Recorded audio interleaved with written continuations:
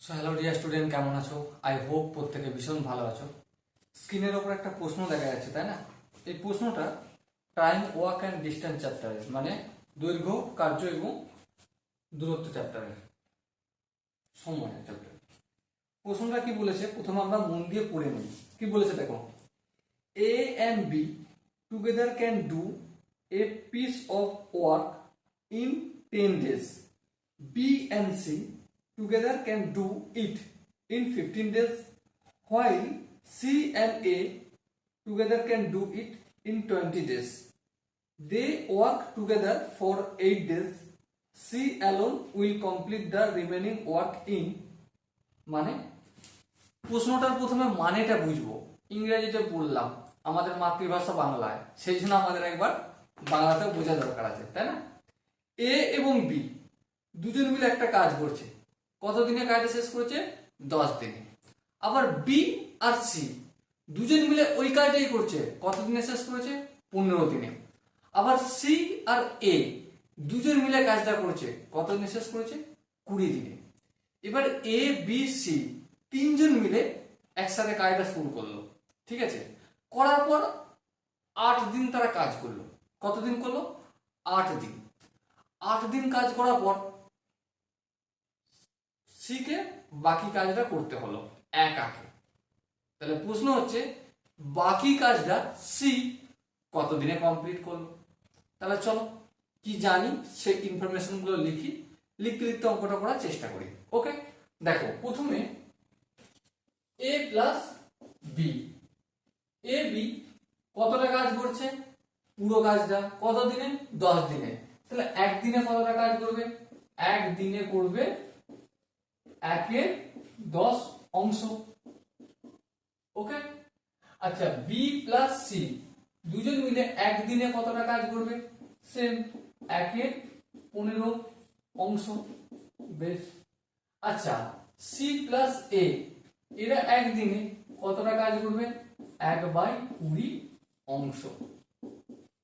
ওকে, এবারে একটা জিনিস ধ্যান দিয়ে দেখো, A plus B, B plus C আর সি প্লাস এ, এই তিনটেকে যদি যোগ করি মানে কি পাবো? 2 into A plus B plus C. দেখো এখানে একটা, এখানে একটা, তাহলে দুটো এ হবে। এখানে একটা বি, এখানে একটা বি, দুটো বি হবে।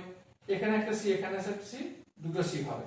তাহলে 2 into A plus B plus C একদিনে কতটা কাজ করছে? একদিনে কাজ করছে 1/10 প্লাস 1/15 প্লাস 1/20। লসগু হবে কত? লসগু অবশ্যই 7 হবে। 6 হবে প্লাস 4 × 7 4 হবে, 20 3 × 7 3 1 3। তো আলটিমেট কত দাঁড়াবে? 4 আর 3 7 আছে 13, 13/7। দেখো এখানে 2 গুণ আছে, তাহলে এই দুইটাকে যদি আমি অপোজিট সাইডে পাঠাই তাহলে কি বাঁচবে? a plus B plus C, মানে এ বি সি তিনজনে একসাথে একদিনে কতটা কাজ করছে? 2 গুণ আছে, অপোজিট দিকে গেলে ভাগ হবে, তাহলে কি হবে? 13/120 হয়ে যাবে, কারণ 60 এর সঙ্গে 2 গুণ হয়ে গেল, তাই না? এবারে এ বি সি তিনজনে একসাথে কতদিন কাজ করেছে? 8 দিন কাজ করেছে। কদিন? 8 দিন। তাহলে 8 দিনে কতটা কাজ করেছে? চলো ফটাফট করে 8 দিনে কাজ করে কত হবে? 13/120।